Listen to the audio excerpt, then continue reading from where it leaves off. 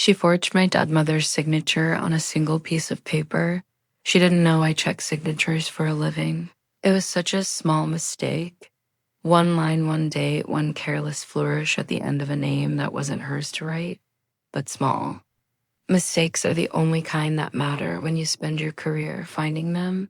My name is Marin Ellis. I'm 29, and for the last 4 years, I've worked as a forensic accountant tracing money that people think is hidden well enough. I never imagined I'd use those skills on my own family. I never imagined I'd have to. My mother's name was Diane. She had a laugh that filled a room before you even knew what the joke was. She kept a garden that never quite behaved, and every Sunday she set the same table with the same chipped blue plates because she said matching dishes were for people with nothing else to talk about. I remember being 11 years old, sitting at that table, watching her argue cheerfully with my father about whether the tomatoes needed more sun. It wasn't a big memory. It wasn't supposed to be. It was just ordinary life, the kind you don't know to hold on to until it's gone. She died when I was 25, pancreatic cancer. 11 months from diagnosis to the funeral. I flew home every other weekend during her treatment, and every weekend wasn't enough. My father sat by her bed every single night. He wasn't weak. He was just a man who had built his whole life around one person, and suddenly that person was gone. After the funeral, my father went quiet in a way that scared me more than tears would have. He kept her reading glasses on the nightstand for almost a year. He never asked anyone to move them. I think in his mind, moving them meant admitting she wasn't coming back to need them. Colin, my older brother, handled grief differently. He threw himself into work, moved 2 states away for a promotion, and called our father every Sunday at exactly 6 p.m., like the ritual itself could hold something together. He wasn't avoiding Dad. He just couldn't watch him hurt up close. 14 months after the funeral, my father called me, and I could hear something lighter in his voice for the first time in over a year. I met someone. He said, her name is Renata. I remember feeling 2 things at once. Relief that he sounded happy and a small, unnamed unease. I couldn't explain. He introduced us at a restaurant downtown. Renata was warm, polished, quick with a compliment. She asked thoughtful questions about my job, about my mother, about what Diane had been like. I wanted to like her. I wanted more than anything for my father to be less alone. So I said nothing when something in my gut told me to look. Closer, Colin flew in 4. That dinner too, afterward in the parking lot, he said, she's trying really hard. I asked him what he meant by that. He shrugged. I don't know. Some people are naturally warm. Some people perform warmth. I can't always tell the difference anymore. I didn't understand what he meant yet. I would. They married 8 months after that first dinner. It felt fast, but grief moves people strangely, and I told myself it wasn't my place to slow him down. At the wedding, Renata hugged me and whispered, I'll never try to replace her. I believed her. That was my first mistake. My mother's chipped blue plates were still in the cabinet the week of the wedding. 3 months later, they weren't. Renata said she'd donated old mismatched dishes during a kitchen reorganization. My father didn't notice. I noticed and said nothing and told myself it was a small thing. It wasn't a small thing. The changes kept coming, always small enough to explain away individually. A painting of my mother moved from the hallway to a closet for decorating. Her garden replaced with low maintenance, stone landscaping, since no one has time to keep it up. Each erasure felt like a paper cut. I told myself not to feel it. Then came the dinner where Renata mentioned casually that she'd helped Walter simplify the finances. My father nodded along, distracted, the way he'd been distracted since the funeral. Something in the word simplify sat wrong with me. I've heard that word used to describe fraud more times than I can count. I didn't say anything that night. I told myself I was being paranoid. That grief had made me suspicious of anyone who got close to my father. But 3 days later, I asked him gently if I could see the new account structure. He said Renata handled it now. He didn't know the details. That answer should have been reassuring. It wasn't. My father had run his own hardware business for 30 years. He didn't hand over financial control to anyone, not even my mother who used. To joke that he'd rather die than let someone else touch a spreadsheet, I called Colin that night. Dad says Renata handles the finances now. I said there was a long pause on the line. That doesn't sound like him at all. Colin said finally it was. The first time either of us said out loud that something felt wrong. I let it sit for 2 weeks. I told myself I was overreacting. Then Renata mentioned at a birthday dinner that the house, my parents' house, the one my mother had chosen wallpaper for, was being restructured under a trust for tax purposes. My father just nodded. I asked to see the trust documents. Renata smiled and said she'd have her lawyer send them over. 3 weeks passed. No documents came. When I asked again, she said lightly that I was awfully focused on money for someone who just wants her dad to be happy. That was the moment the tone shifted. It was subtle, a slight coldness under the smile, but I recognized it instantly. It's the same tone I hear from clients who've been caught mid-fraud and are trying to redirect the conversation toward my character instead of their numbers. I decided to stop asking questions out loud and start asking them on paper. In my job, that's called building a file. I opened a private folder. I didn't tell anyone. Not my father, not my fiance, not even my best friend. If I was wrong, I wanted to be wrong quietly. The first real document I got wasn't from Renata. It was from my father's longtime bookkeeper, Carol, who called me out of nowhere and asked if I still had access to old family financial records. She sounded nervous. She said something had come across her desk that didn't sit right with her either. Carol had processed a transfer 6 weeks earlier. $22,000 moved from a joint account into a new account under Renata's maiden name. The authorization line had my father's signature, except my father was in Arizona on a fishing trip the day it was signed. I checked his flight records myself. I almost didn't call you, Carol admitted. I didn't want to make trouble in the family. I told her she hadn't made trouble. She'd handed me the first real thread of a much bigger problem. She said she'd keep her eyes open quietly and let me know if anything else looked off. I didn't confront anyone yet. I've learned professionally that confronting someone before you have the full picture only teaches them to hide better. So I think Carol asked her to keep anything else she noticed to herself and started quietly requesting records. The way I would for any client case. Over the next month, I found 4 more transfers.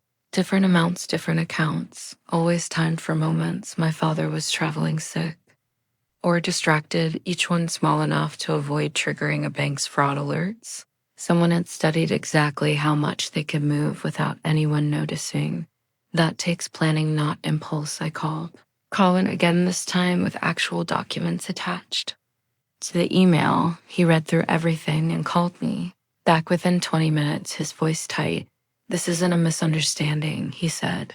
This is someone who's done this before. Neither of us said what we were both thinking, that we might be watching our father get robbed in slow motion. I also found something else. An insurance policy on my father's life opened 4 months into the marriage with Renata as the sole beneficiary, replacing the policy that had originally named me and my brother. My father swore he never signed the change form. I compared the signature to the $22,000 transfer, same handwriting. Not his. That was the piece that made my hands shake a little. This wasn't just about money moved quietly out of frustration or entitlement. This was a signature forged on a life insurance form. That's not a gray area. That's a crime with a name and a sentence attached to it. I sat with that discovery for a full day before telling Colin. When I finally called him, he went quiet for a long moment, then said, I always thought something was off about her. I just didn't want to be the difficult son. I told him he wasn't difficult. He was right. We agreed not to go to our father yet. He'd been fragile since the funeral, and if we came at him with accusations against his new wife, without airtight proof, Renata would simply frame us as bitter children who couldn't accept him moving on. We needed something undeniable, so I kept building the file. I hired a colleague from outside my firm, someone with no connection to my family, to do an independent handwriting and forensic financial review. I paid for it myself. I wanted the findings to be untouchable, something that couldn't be dismissed as a daughter's grudge against a stepmother she never liked. While the review was underway, Renata's behavior toward me sharpened. She started making small comments at family gatherings. Marin's always been intense. Grief affects people differently. Some people just can't let their parent be happy. She was laying groundwork, quietly building a narrative in case anyone ever asked questions. I remember one particular dinner where she brought up my mother's garden unprompted, saying she'd always found it a little sad, honestly, how much Walter used to talk about it. My father laughed it off, uncomfortable. I said nothing. I was becoming very good at saying nothing while I gathered everything. At Thanksgiving, she went further. In front of my father, my brother, and his wife, she said I'd always resented her for moving on, and that maybe I needed to see someone about my unresolved anger. My father looked at me with a flicker of doubt in his eyes. That flicker hurt more than anything. She'd stolen Colin to his credit, spoke up at that table for the first time. I don't think that's fair, he said quietly. Renata turned her charm on him, instead laughing lightly, saying she didn't mean anything by it. The subject changed. But something had shifted. Colin was no longer neutral, and she knew it. I didn't defend myself that night. I smiled, said I was tired, and left early. Confrontation without proof would only prove her narrative right. But in the car, I cried for the first time in months. Not from anger, but from watching my father look at me like he wasn't sure who to believe. Colin called me that night. I'm sorry I didn't say more. He said I told him it was fine, that we needed to stay patient a little longer. I hate this, he said. I hate watching her rewrite who we are in that house. I hated it too, but hate wasn't evidence. 2 weeks later, the forensic review came back, confirmed. 5 unauthorized transfers totaling nearly $90,000. A forged insurance beneficiary change, and the detail that stunned even me, an early draft of a new will found in a document folder. Renata had access to quietly reducing my and Colin's inheritance to a token amount. The will draft had never been signed. My father had no memory of discussing it. When I traced the document's metadata, it had been created on Renata's laptop using a template downloaded from a legal document site 3 days after their wedding. 3 days she'd started planning. Before the ink dried on the marriage license I sent, Colin the metadata report with a single line. 3 days after the wedding, he called me within a minute. She married him with a plan already running. He said, disbelief thick in his voice. It wasn't opportunism anymore. It was a strategy with a start date. I realized then this wasn't a woman who fell in love and made some questionable financial choices.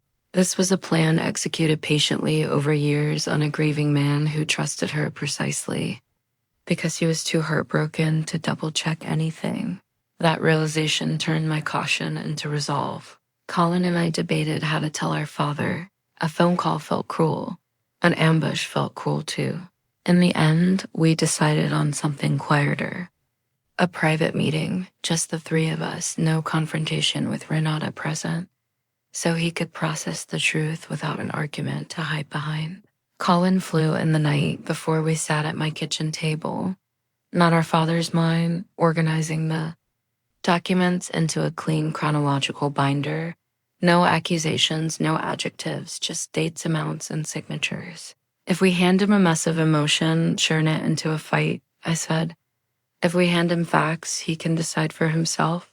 I remember his face when we laid the documents on his kitchen table the next morning, the same table my mother used to set for Sunday dinners. He read the insurance form first, then the transfer records, then the will draft. He didn't say anything for almost 5 full minutes. I'd never seen my father go that still. I trusted her with everything. He finally said, because I didn't have the strength to trust myself after your mother died. It wasn't an excuse. It was just true grief had made him vulnerable. And someone had walked through that opening like it was a door built specifically for her. Colin reached over and put a hand on his shoulder. "This isn't your fault, Dad," he said. "You were grieving she was counting on that." My father nodded slowly. But I could see him replaying every dinner, every comment, every time. Renata had smiled at him and quietly moved another piece into place. He asked to see the handwriting comparison one more time. I watched something in him shift as he compared his. Real signature to the forged one side by side, anger doesn't always look loud. Sometimes it looks like a 61-year-old man going quiet and precise the way he used to look right before he fired an employee who'd stolen from his shop. "I need to think," he said. We didn't push him that night. Colin and I sat in his driveway for an hour, not talking, just making sure the porch light stayed on. Our father needed space, but neither of us wanted him alone with this in the house that Renata still lived in. Around 10 p.m., he came out and sat on the porch steps with us, wrapped in the old flannel jacket my mother used to tease him about. "Your mother would have caught this in a week," he said quietly. "I always thought I was the careful one, and the marriage turns out I wasn't once she was gone." The next morning, he called a family law attorney. Not divorce first, but a consultation on fraud forged documents and how to legally separate finances while preserving evidence. He was thinking clearly again in a way he hadn't since before my mother's diagnosis. Fear had briefly dulled him. This betrayal sharpened him back into focus. He didn't confront Renata that week. On the attorney's advice, he quietly secured his accounts, changed passwords, and requested copies of every document with his signature on it from the past 3 years, all while behaving completely normal at home. So nothing would be moved or destroyed before it could be documented. It was strange watching my father become the strategic one for weeks. He'd been the man in the fog, and now he was the one reminding Colin and me to stay calm, not to tip our hand, not to let emotion undo what patience and documentation had already built. Grief hadn't made him weak. It had just made him tired. Renata, unaware, kept up her routine. Dinner parties, charity board meetings, the same warm performance for anyone watching.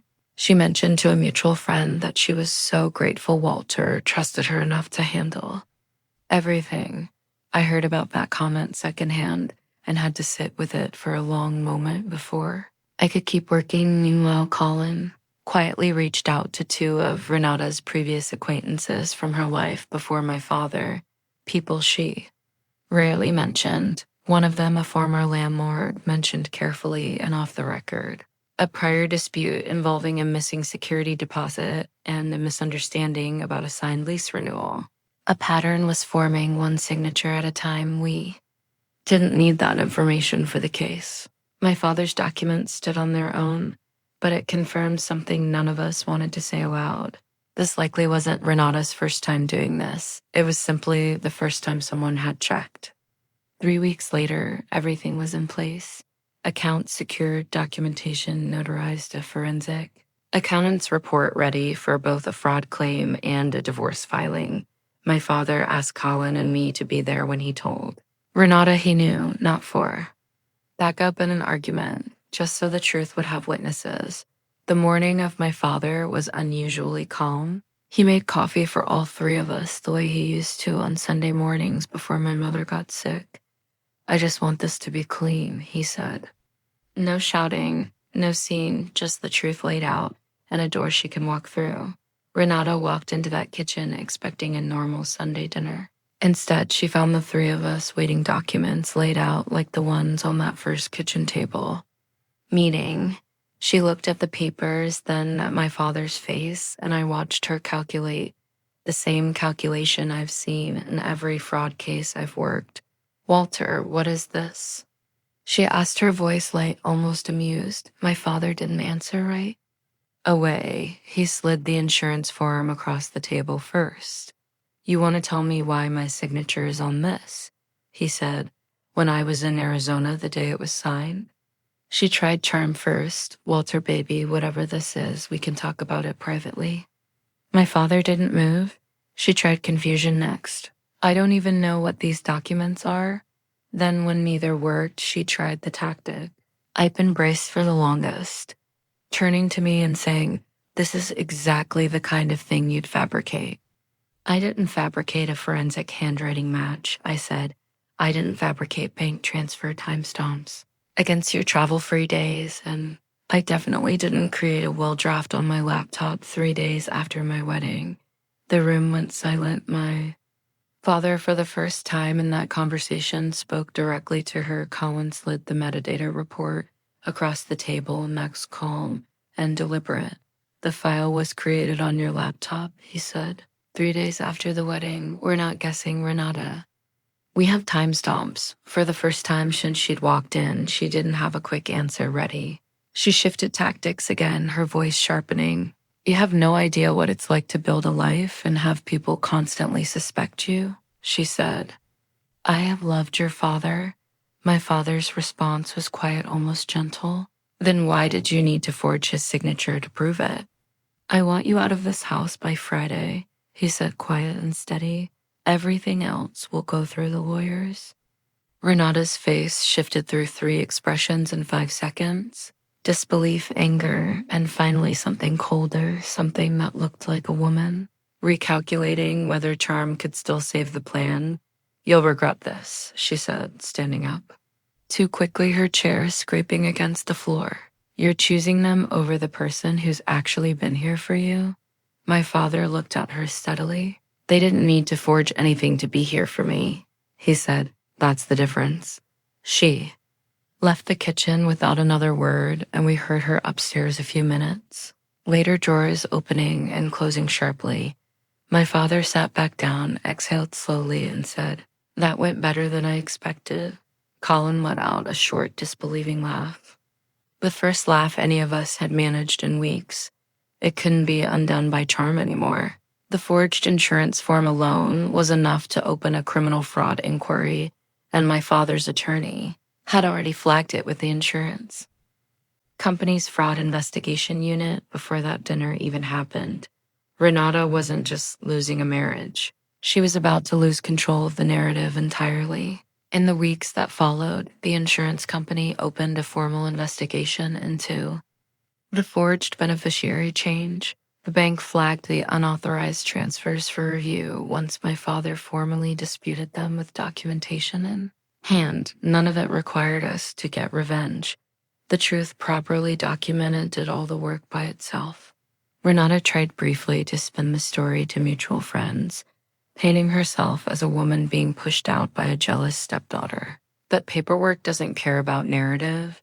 When the fraud investigator called 2 of those friends for statement corroboration, the story collapsed under its own weight almost immediately.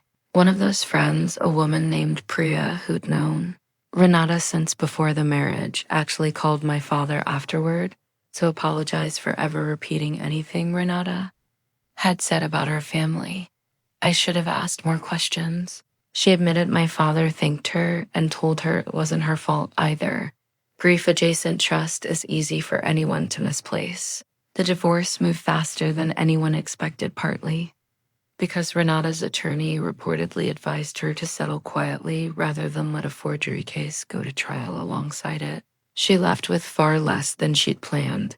No house, no trust, and a smaller settlement than most divorces of that length. Because fraud has a way of shrinking a person's leverage fast. The insurance company's investigation confirmed the forged signature within 2 months and denied the claim entirely, flagging the file for potential fraud referral. Renata was never publicly named in the press. This wasn't that kind of story, but within her own small social circle in town, word travels and reputations don't survive discoveries like that quietly. Carol, the bookkeeper, called again once the dust settled. This time just to check in. "I'm glad I said something," she told me. I told her that single phone call had been the first thread that unraveled everything. She laughed, a little surprised. "I really did almost talk myself out of it," my father restored. The original will within a month, working this time with an independent attorney and 2 witnesses outside the family just to make sure nothing could ever again be quietly altered without a trail. Some habits from this experience, he said he intended to keep for the rest of his life. He also asked me almost sheepishly to teach him some basics of what I do for a living, how to spot inconsistencies, how to read a transaction log, what red flags actually look like on paper. I don't want to need someone to catch this for me again, he said. So we spent a few Sunday afternoons going through it together.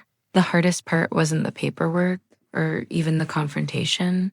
It was watching my father grieve twice, once for my mother and now for the version of comfort he thought he'd found after her. He apologized to me more than once for the doubt he'd let creep in during that Thanksgiving dinner. I told him he didn't need to apologize. Grief doesn't make people foolish, it makes them human. And humans reach for comfort, even when comfort is dangerous. What mattered wasn't that he'd been fooled for a while. What mattered was that he chose the truth.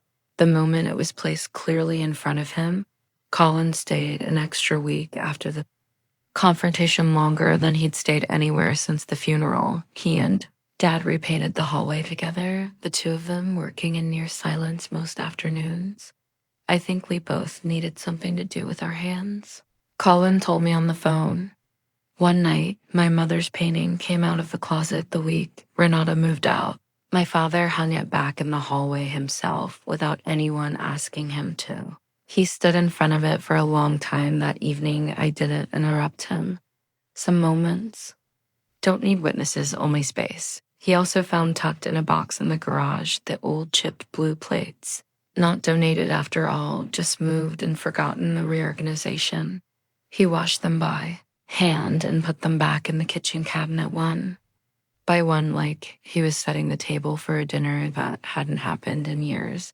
The following spring, he replanted a small section of the garden.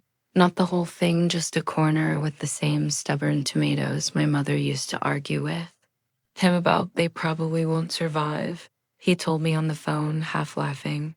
But I want to try anyway. Colin and I talked more in those months than we had in the 2 years since our mother's funeral.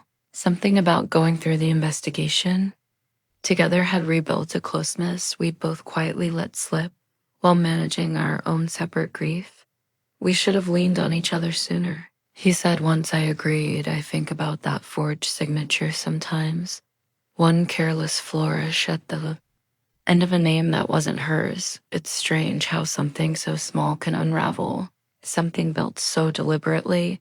But that's the thing about fraud and about people who think charm can replace honesty. Eventually, the numbers always tell the truth. A few months after the divorce finalized, my father asked me to look over his accounts one more time, just to be sure everything was clean.